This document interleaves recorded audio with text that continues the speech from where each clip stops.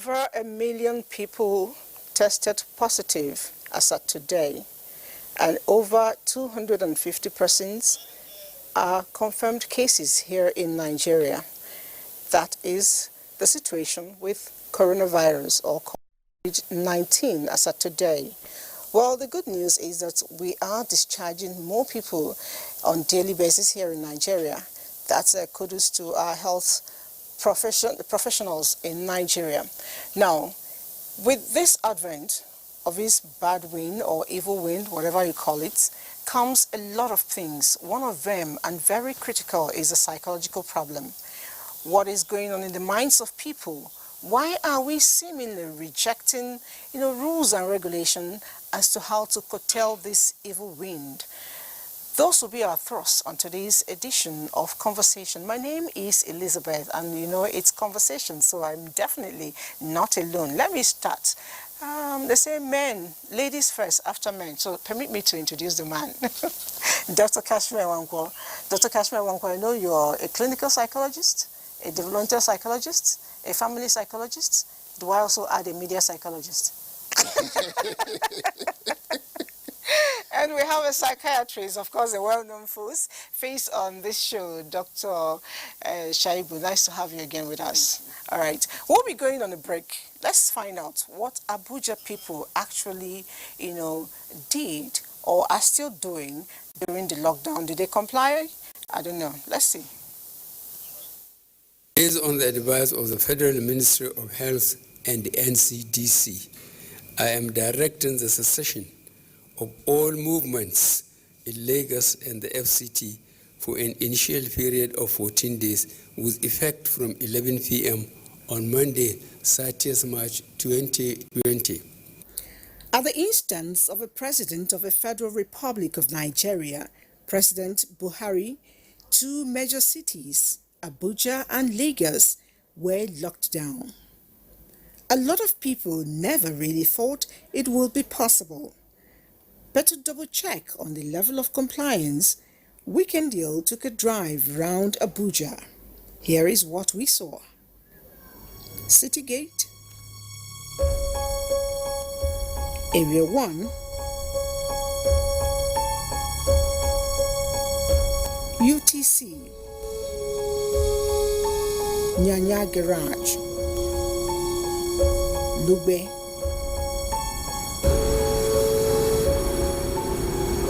This is the Nyanya Karo Road, quite known for heavy traffic. Today, the road is free. At the Maraba-Nyanya axis, the boundary spot of Nasarawa and Abuja, there were considerable movement given the fact that Nasarawa State is not under lockdown. However, there was heavy military presence and health checks of all persons coming into Abuja. Hey, hold on. Let's see what you have. 39.3. So we want you to stop at this. We are going to stop this. So,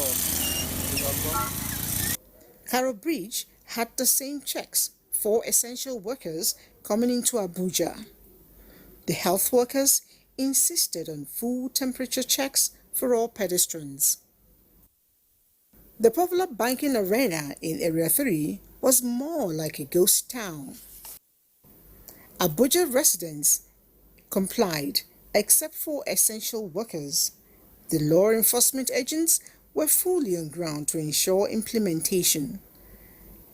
Much as the people obeyed, do they all believe the COVID-19 is real? You wanna lie, COVID no do anything, you know they. Now ugly the warriors, tell them. Say COVID no day. Now ugly day, no be COVID. Are you serious? No because COVID day, I know sound day. What a shame. Take it or leave it. Coronavirus is real. Stay home, stay safe.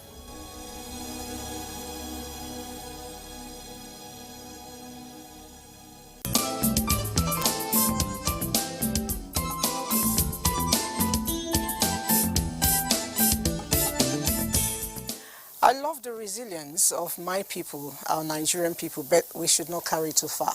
we should, much as we're trying to be strong, I think we should still open our eyes, open our minds and understand that what is. There's no, COVID is real, Doctor. You see, when we talk about this COVID-19, it's real. But the question is the information dissemination. Nigerians, we are used to being lied to about a lot of things. And psychologically, we have prepared ourselves for everything that is coming from there need to be questioned. Even when we are looking at the real facts, we still don't believe. Okay? Even if that is the case we are looking at here, something in us will still tell us, make we check and well, should say something no enter. That is that Nigerian factor. We didn't choose to be so. A lot of things have happened over time that made us to be so.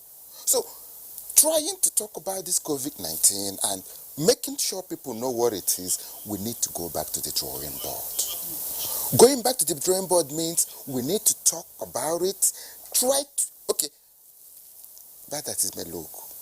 COVID-19 is more or less a way for the Nigerians, especially the elites, the political power, the political, leaders, the elites and some of us to go back and more like a second chance to amend our ways, to tell the country, to tell the world, at least let's start afresh. The kind of information we get from this COVID-19 and the kind of information we're seeing on screen and the word is social media, basically we can't fight, we can't stop fake news, but we can manage it. Definitely. How can we manage it? By being very sincere with the ones we are rolling out. We make sure it is very, very, very verifiable. And you're working with evidences that we can see. Then Nigerians will start to believe. As far as Nigerians are concerned, everything is a lie. A lot of things are coming up, at this moment. People are sitting down at home. In fact, I've had more than one person calling me to tell me if this thing does not end, this lockdown does not end, I will die before COVID-19 kills me. I have had such calls. I am bored. I am this, I am that. And it sets me thinking, what should we do to readjust the minds of people? Look at what happened in Abuja a couple of days back. Someone killed himself because he's lonely and bored and all that. A woman stabbed her husband to death because they were fighting over food. And like joke, it's all here in the papers. In Kenya, a man killed himself and wrote that he cannot isolate himself. That it's for him it's worse than dying. People are taking their lives. Doctor, you're a psychiatrist. I need you to speak on that. What should be in the minds of people as we either self-isolate or get quarantined? What should be our mindset like? How do we get to, put joy in our minds? Thank you very much, Elizabeth. Like I always say, mental health is a very important aspect of health that unfortunately is being overlooked. Like we always say, there's no health without mental health. I will just give a bit of a background. If someone is diabetic, you need to work on the person's mental health to help him manage his physical illness. So someone has to come to terms with the fact that I'm going to live with a lifelong or a chronic condition. So the person needs to be psychologically, prepared for the fact that I'm likely going to be on medication for life. So that, COVID-19 not being different, I ask, how much of the psychological aspect are we looking at?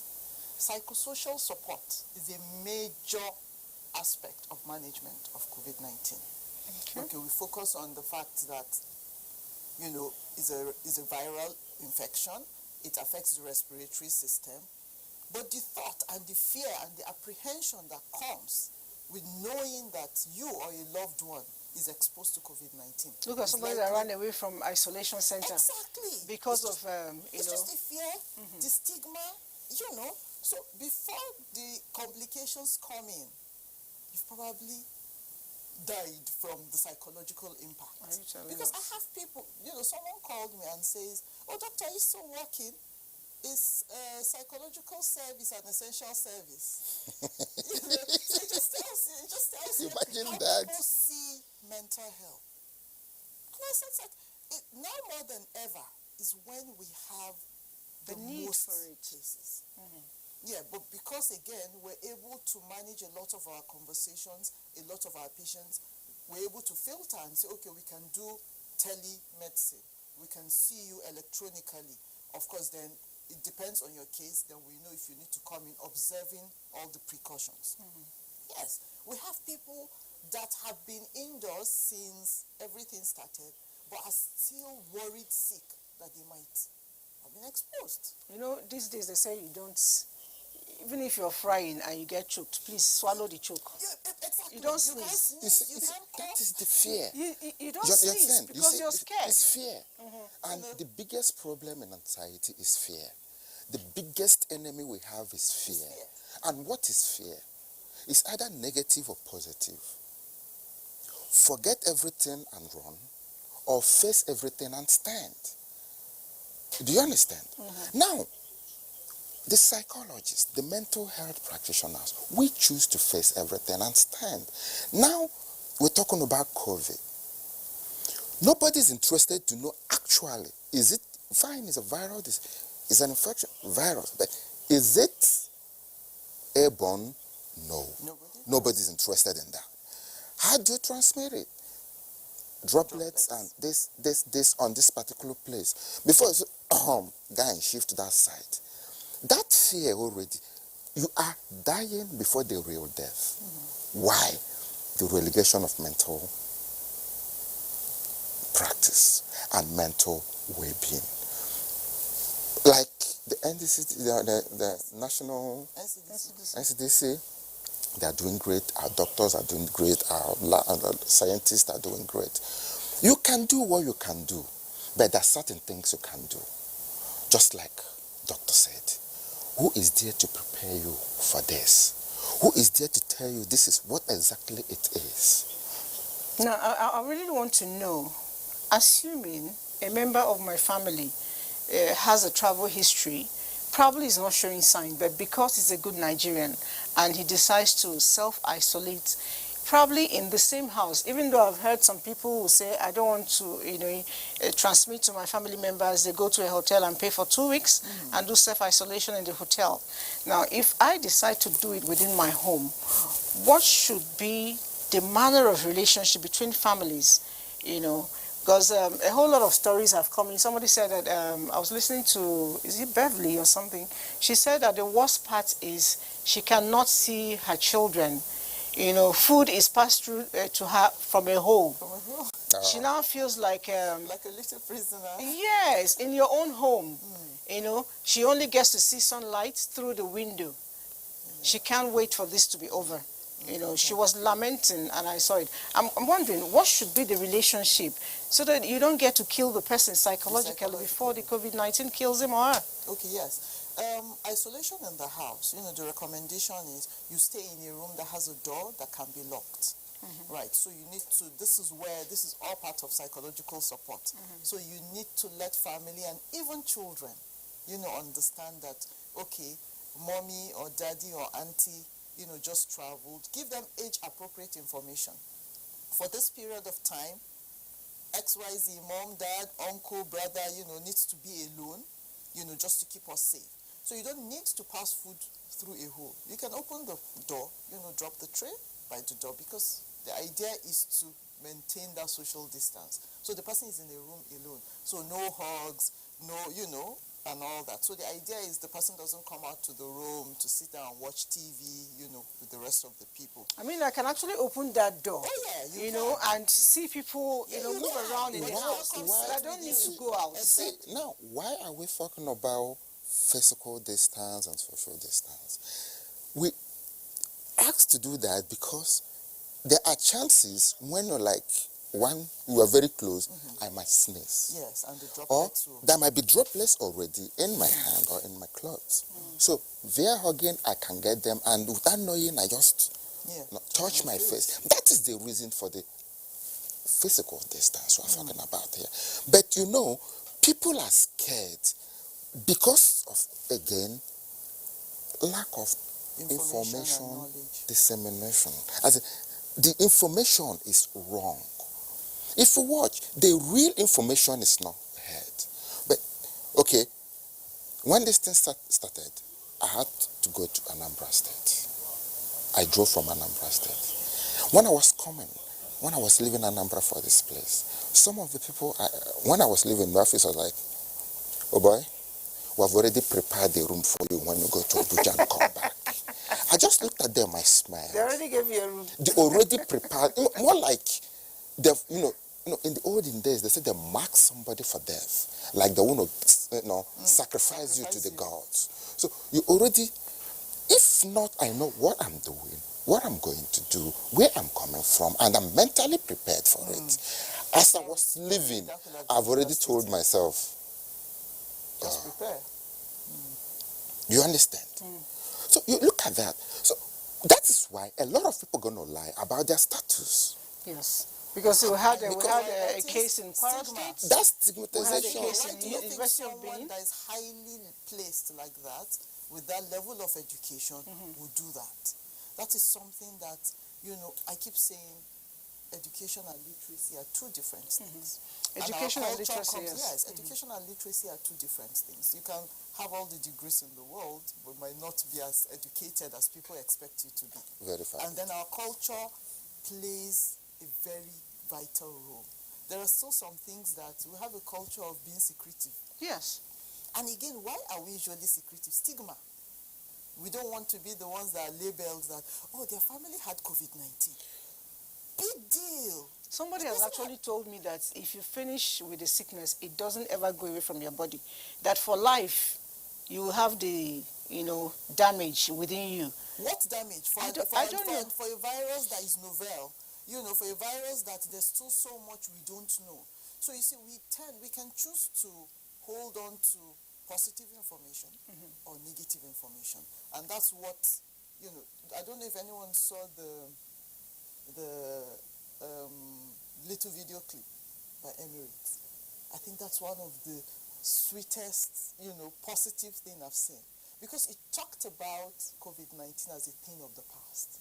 It said things like, do you remember when we couldn't go out? Do you remember when we were all forced to stay indoors? Do we remember when traveling was like a luxury? And, it says that will be how we'll be talking soon. So I think that's something positive because you're already seeing an end to it. Yes. As opposed to holding on to something that is not even verified, and you're saying it will leave a lasting damage. Okay, let's even assume it leaves a lasting damage. Is it going to be the first illness that is chronic? We've been living with diabetes and hypertension for ages. HIV came. Some people are telling us now that they prefer HIV/AIDS. Mental illness. Somebody told me it's better to have HIV/AIDS than to have COVID. And because of the mystery that is, that is around COVID-19, and because we're experiencing a world we never thought we would experience. The world has totally changed. I never thought there would be a time that the whole world at the same time will come to a standstill. But then again, you sit down and you tell people, when we're speaking, with people around me, patients, family, friends, I said, do you know what? Do you ever see it this way, that God just decided to say, you know what? The hustle and bustle is too much. I just need the whole world to slow down and focus on things that are important. Which is a family. Now, talking about basic things, Looking at this, I'm not seeing this COVID-19 as a problem. I'm looking beyond COVID-19. This is an advantage. Bringing it down to family. Most of us, quote and unquote, are married. We have families. We need to provide for them. Most of us don't spend more than 10 hours in our houses. Do we No. even spend up to 10 hours? Look, do you know what? Do you know what I use hours in that? their I want house. to calculate. I'm trying to calculate Plus sleep time. 6, Okay, 10, plus sleep 6, time. 8 hours sleep time. Many of us don't know where a lot of things are in the houses we build. Most of us don't know what our wives look like. Most of us don't have. Are you kidding me? You don't know what your No, wife no, looks no. like. I'm Without trying. makeup. I don't. I'm telling you. Okay. You see, I'm a family counselor. Okay. Somebody called me and said, "Doc, say this man no even remember as we carried the one before. What will you say about that?" You now see that most men, to them, Provide this is, for lack of a more proper word, this is a punishment. Staying home. You have kids, you don't know how to interact with your kids. You don't know that kids 2 to 5 shout, break things, turn things upside down. This is a time for our men to start appreciating the work of women in the homes. Do you understand? This is the time for us to know that it's not about the money. That's right. It's about the comfort. How many of us can stand up and say, the glass jar in the left locker upstairs is where the salt is? But we buy those things. We trip those things in the house. How many of us really know how many weeks it takes for a gas to run out and get another cylinder? Now, we don't have a family because we are chasing a society and we want to have a wonderful society. Who is going to tell my kids the truth when I'm not there to tell them the difference between what mommy says, what the teacher says, and what dad is going to say about it? You're coming in by 8 in the night or by 9 in the night, then as you're having your dinner, you're already dozing off. The next poor woman don't want to be a widow. Just come to your daddy is sleeping. 5 a.m. before the morning devotion. See you guys. They go for holidays. So how many of us are really slowing down the way nature wants us to slow down and go back to our family, start afresh, build a new home, build a new family, and bring out a better society? Zero. All right, I quite appreciate this which you're saying, because the truth is that we're losing it when it comes to the family. But I still want to go back to the fact that even when the family is bonded, the increase in domestic violence is something else about this period. There are a lot of families, fighting. There are a lot of husband and wives having issues. Why is that? Because there was no marriage, there was no family, there was no relationship from the beginning. Take 2 steps down or back. Let's look back a little. Most of us married young girls we met due to we are of marriageable age. There was no relationship. There was no courtship. What is actually courtship here? You're talking about knowing the woman you want to live the rest of your life with. It's not knowing the genotype, it's not knowing the blood group, it's not knowing how this or that. What actually do you know about her? Do you know her do's and don'ts? Not the ones she say, the ones you need to know. Because one thing about this is you don't listen to what people say and get it right. You listen to their hearts. They speak with their heart. They speak with their eyes. One thing that don't lie is your pupil. Once you get that straight, you can know who your wife is, or your wife can know who the husband is, and then you know the kind of kids you want to raise. Going back to that again, Nigeria is this, I call it a daily economy country. Let me use that word, because 85-90% of Nigerians make daily every day. If they don't step out, it is a zero. Those people that are all this domestic violence due to finance, it's a lot of things. It's a big problem. Why is it a big problem? There has never been an understanding. There's always been a kind of business. I go come out, I go bring and come, gives you, they go my own. Once your happiness is not at home, once there is a lockdown, you say, God, come and take me now. That is the best. Because you don't even know where you are. You don't even know your home. And you say you're married and you say you're responsible. Why am I bringing this back home? Because every information we get outside need to be processed at home. And for the fact we don't have a good home, the society, I'm sorry. All right, Doctor, I'll hold you on that, and you as well, because I need to take a feature on fear. Okay, because yeah. a lot of things we do, Stem from fear. it comes in from fear. A lot of us are scared. We're scared of COVID-19, we're scared of tomorrow, we're even scared of today. Sometimes we're even scared of our shadow. So let's take this little bit on fear. When we come back, we have a doctor speak on it.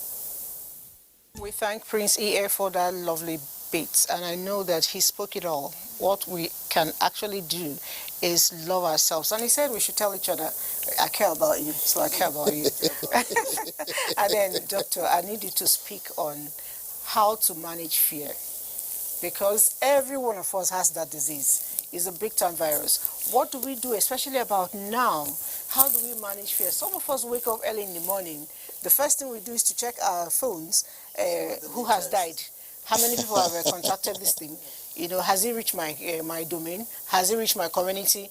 It's stemming out of fear. What can we do to curb it? Okay, I like two things, he said, and I will relate that to what, Doc said.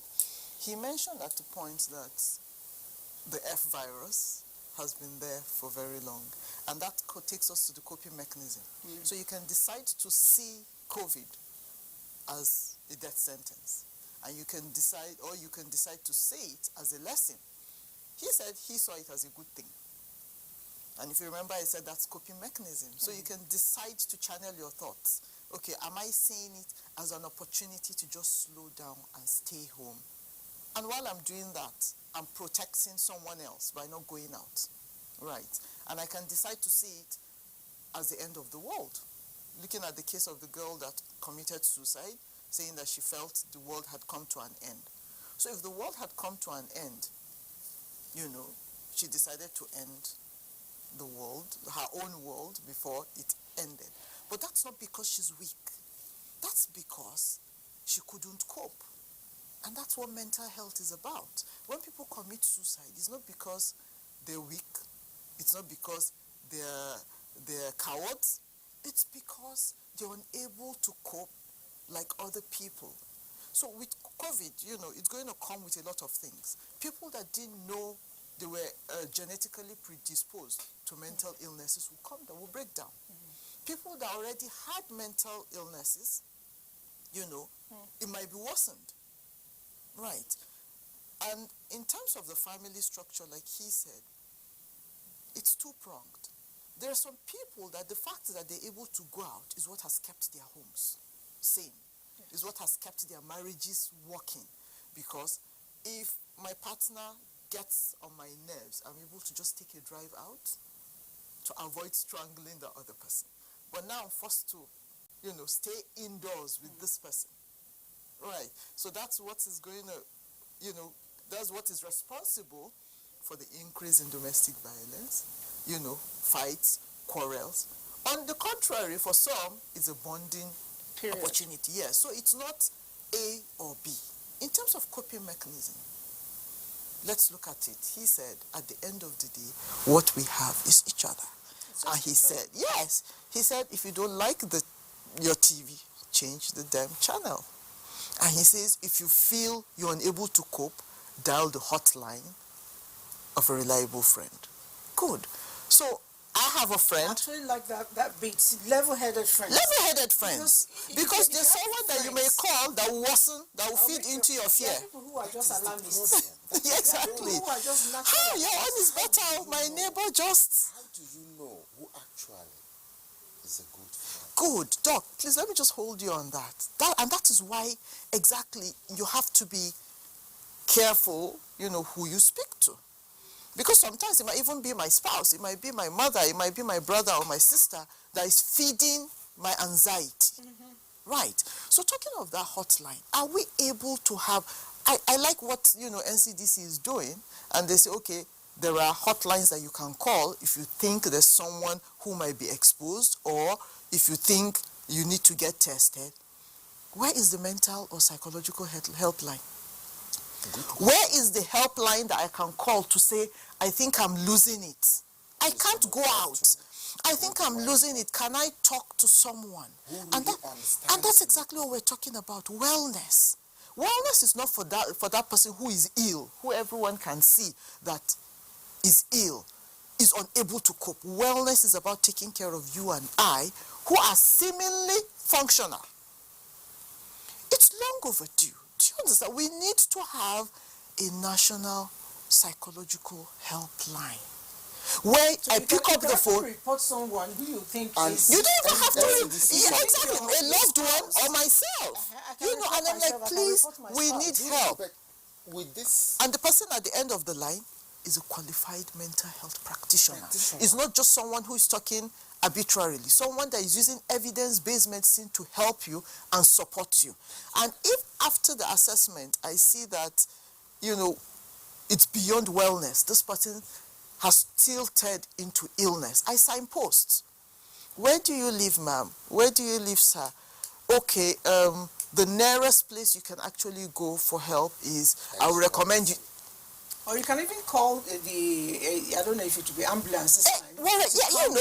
Considering this, and look at it. Might just be going off. Exactly, anytime. And it goes beyond COVID. Yes. It goes beyond COVID because once you have a helpline, it goes beyond COVID because it continues. Okay, I have someone who just wakes up in the middle of the night and is talking to self, and I don't even understand what it is. I pick up my phone, I call the helpline, I don't understand what's happening. My husband or my wife or my sister is talking to him or herself. What is that? Is it a spiritual attack? I ask her a few questions and I say, okay, is the person able to talk to me? No, the person is not even, it seems like he's in a world of his own and all that, because I'm a practitioner, I'm already formulating a diagnosis. And then I can say, okay, what's your location? Oh, I'm in Ondo State. Oh, okay. Or I'm in Ogun State. Okay, where in Ogun State? You can actually, are you able to get the person in the car and take this person for an assessment? You have managed a potentially hazardous situation. Drugs. You can use the helpline for drugs. So it's beyond, I think it's an opportunity for us to look at things differently, globally. I need you to help us a little bit. Because I think one of the things that actually cause the mental issues for people who are locked up in a home for any reason is because of lack of what to do. Now, what can they do on their own as coping mechanisms? What activities should couples, should families, should children, should even single people engage in to ensure that they don't get mentally worked up to a point that they begin to think of suicide? Okay. Looking at it, thank you very much. If we look at this thing from this angle, there are a lot of mental stimulating functions you can do with your family. You can play games. You can do a lot of catch-ups with your family, with your kids. You can do a lot of catch-up with your wife. You see why this thing seems like it's this complex is because so many of us have a very complex background that has to do with this same fear and trust. So when you're locked up with somebody you don't really know how to approach, how do you start a conversation? How do you Hello, can I know you better? You trust the person again. You trust again. You are talking about somebody you've lived like half a decade with or more. Do you understand? How do you manage it? A lot of people are living in houses as couples, but they're actually co-tenants. They're just cohabiting. So, where do you want to start from? You see, all we need to do is to tell ourselves the basic truth, which is, this is my strength. My strength is from here to this place. I need somebody to come in from here. When I'm talking about living together, I'm talking about anger management. Anger management. You talk about letting go of a lot of pains. We have a lot of backlog of pains to be carrying. Some people run away from home, run away from their houses because of certain things they can't face. That's right. Like you talked about somebody who committed suicide. he or she didn't commit this suicide because of COVID. He committed this suicide because It didn't just over time. Over time. There have been a lot of having that blocked boxes. he or she had felt neglected, rejected, not accepted. The only way he lives is by seeing the wind blow through his face in the park, and you're asking him to come into That a space. closed space where the person has initially rejected his or herself first, because you need to first of all accept yourself before people can accept you. That's why you need Self-love. a mental health specialist to tell you that whatever it is, you are still the best. Affirmation. Do you understand? Now, we need to go back to the stand, just like Don said. The helpline. NCDC is doing great. Who is talking to you? How will they talk to you? And don't forget that this, from the little information I gathered, because we have a group of psychologists that were scattered around here. Like I left Abuja and went to big data on this. I've seen their reaction. I see what they do. I see how they act. Do you understand? I still see some of them will tell that one of them, okay, somebody tells me, Doc, nervous. COVID, what you call it? Now for rich people now, where for man where you see the thing don't affect. But no, you want them to say, una. Okay, the COVID is now for una. A lot of people don't call their families in Abuja. If they are calling, they'll put it on speaker, believing that as you might transmit from the phone. Really? What are we talking about? If COVID is associated with 5G, you now see, because we don't actually know. Lack of information. And we don't really know who is going to hold on to us and tell us this is who we really are. We mix up everything and make news for ourselves, making it almost impossible,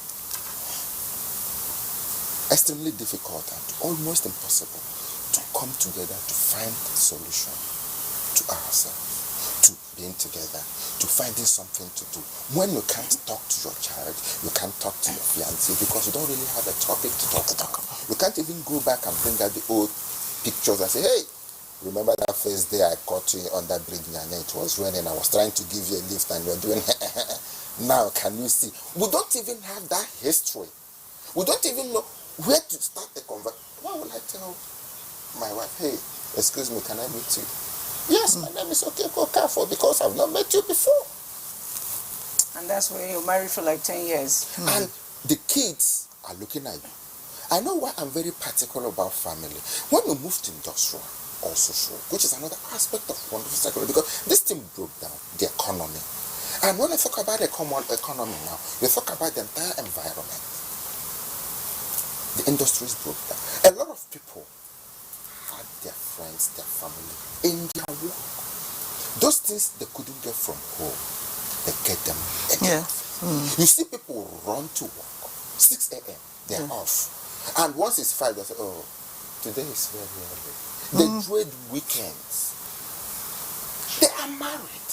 You see them bond with their colleagues, not because they have any intimate affair, but because these are people who can take time and listen to them, say everything, and politely, with love, tell them, sweetheart, you're wrong.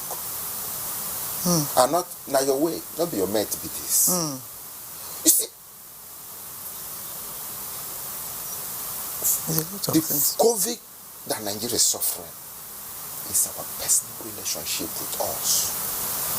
We have to cut across the intertribal relationship. This is a time for the whole medical and health workers. Is it environmental health? Is it social worker? We need to come together. It's time for the mental health specialists, the psychologists. Okay, let them just allow them see what they can do.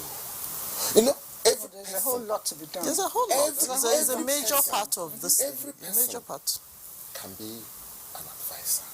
Every person can be a counselor. do you know how to choose the right ones? And advice is different from counseling. You understand? Now, taking it back, like the distorted state we're talking about. The next thing, hey, they don't come.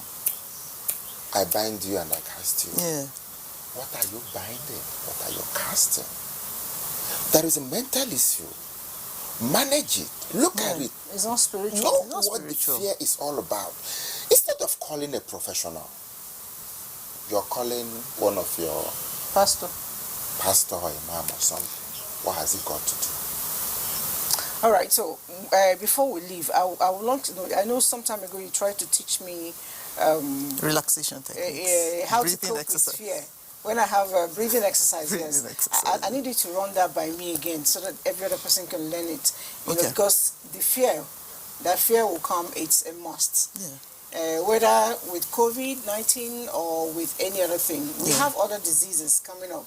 So but generally, how do you remove that fear temporarily from you? Temporarily. And I like the fact that you said temporarily because it's a self-help technique when you feel overwhelmed, And I give a background again. I say, we have the central nervous system is what controls the whole body. And that is the mental part of health that we're talking about. So like I mentioned, we have sympathetic and we have parasympathetic. Sympathetic is where fear comes from because it's responsible for the flight, fright, and fight. That's the FFF. FFF. Okay. And you see fear comes from there. So when you're fearful, what happens? You either fly, you want to run away, or you want to fight, or, you're afraid. That's fear. So what do you do to counteract that? You try to activate the parasympathetic. So that's what calms down that. And the fastest and easiest way to do that is breathing because it relaxes everything. Because when the sympathetic is activated, what happens? Blood pressure elevates, respiratory rates. That's why you find people panting when they're afraid. Okay. So when you practice this deep breathing, it actually slows everything down. Okay, so and what we tell people to do is you breathe in, you count mentally 1 to 5 or 5 to 1. And you breathe out through your nose, not through the mouth. Not through the mouth. Because it's slower when it's coming out through the nose. And you repeat that like 5 times, at a sitting. I actually feel a bit of relief. So you actually feel like instant relaxation. And good. And that's what we teach people even for meditation and all that. And now there are even apps on your phone that you can download that actually help you to tell you breathe in and it's counting. When it reaches the end, that's the point where you breathe out. And it's found over time to even help sleep, helps you relax, manages, anxiety and all that. But of course there are people that despite this, they find out that it's not helping because there are different degrees, of anxiety. Thank you so much. Thank you. It's been amazing having 2 of you on set. I wish I had more time, but they are actually bidding me to, round up for the next item on the rundown for today. It's been amazing. I must say that I've learned, as usual from both of you. You told me I should look at COVID-19 with positivity. A lot of things that can happen for the family and a lot of things that can happen for a lot of people. Thank you for that. You've also made us understand that we can cope with our fear. It's all in the mindset. Thank you so much. And generally, I want to add, Nigerians, I was coming to work and I saw something I was not happy about it. A lot of people have taken to jogging, exercising, road work for the activities for the lockdown. It's quite commendable, but please maintain social distancing. It's important. I saw like 20, 30, 50 people doing group aerobics, and that's when you're even going to perspire and breathe in and breathe out more. And at the end of the day, the lockdown would have not been worth it. Let's observe social distancing. Remember that the numbers must not go up. The numbers must come down. Yeah. I always say that the green bar is where we belong, and that's those people who have healed and been discharged. My name is Elizabeth, and the program is Conversation. We'll be with you again some other time. Don't forget, your life is in your hand, and your health is in your hand. Bye-bye.